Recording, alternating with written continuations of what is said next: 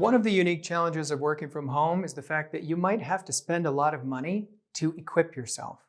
Unless you have an employer that gives you a budget to buy things like a printer, a scanner, a desk, office supplies like paper and things like that, you might have to pay for all of that yourself.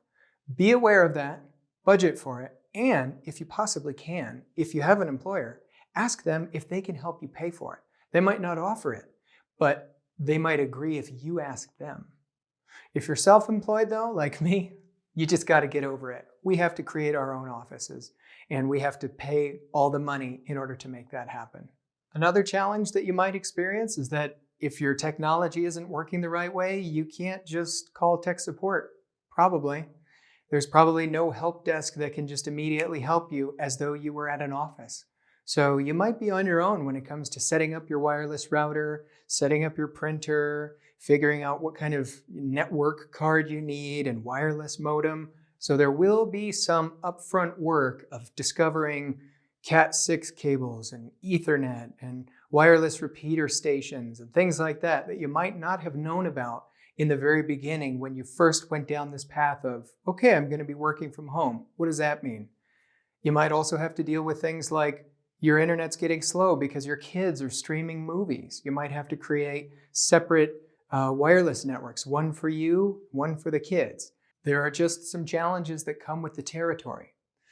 One thing that I noticed that was really funny when it first happened, but has happened to me a couple times since, is if you get into the mode of working from home every day for, let's say, 10 or 12 days in a row, and then all of a sudden you have to go somewhere in the car, you might forget that it snowed last night and that the car has a foot of snow on it.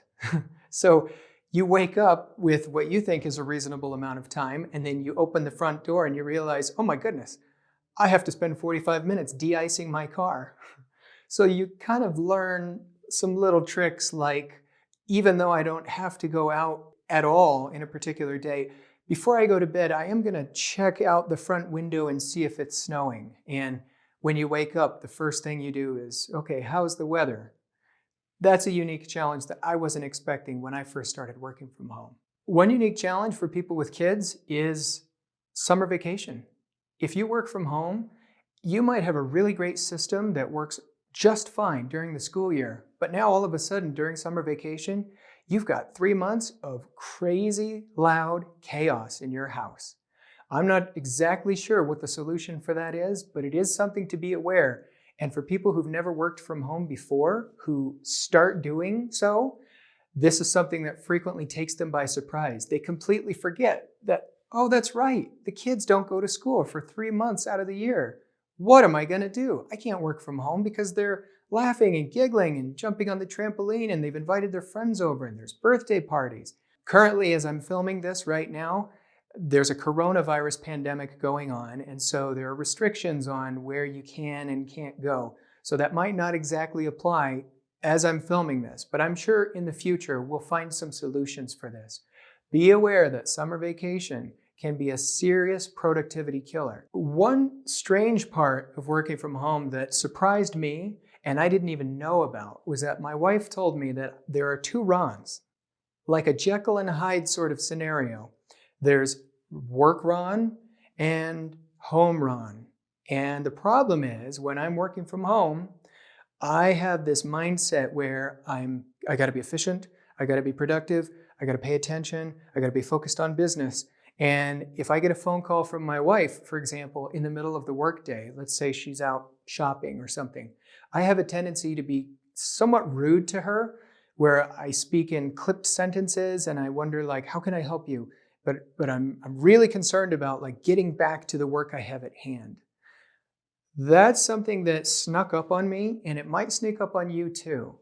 Just because you're in your work mindset doesn't mean that you can be all business all the time. You have to have some opportunity for emergencies or for your kids if they skin their knee and they come in your office and they need your help.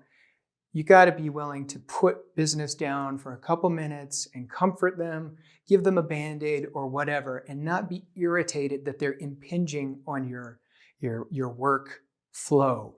Yes, we should create boundaries, but those boundaries are not drawn, they're not, made of stone. They are a little bit flexible. So beware of that accidental dichotomy where you can be a little bit two-faced, like Jekyll and Hyde, where you speak to your family members like a colleague. And because of that, because you're trying to be professional and you're trying to focus on being the best employee or the best worker you can, it can come across as unloving to your family. That was a blind spot for me, and that's something that I still have to work on every day. But now that I'm aware of it, I can take steps to be careful. So when I see that my wife is calling me, even if I'm on a business phone call, if I have the opportunity to take her call, I try to remind myself, okay, I'm going to kind of clock out of work, and I'm going to be a husband and a father right now. And I'm going to talk about whatever needs to be talked about. And then when we're done, I can get back to my business conversation. So be aware of that.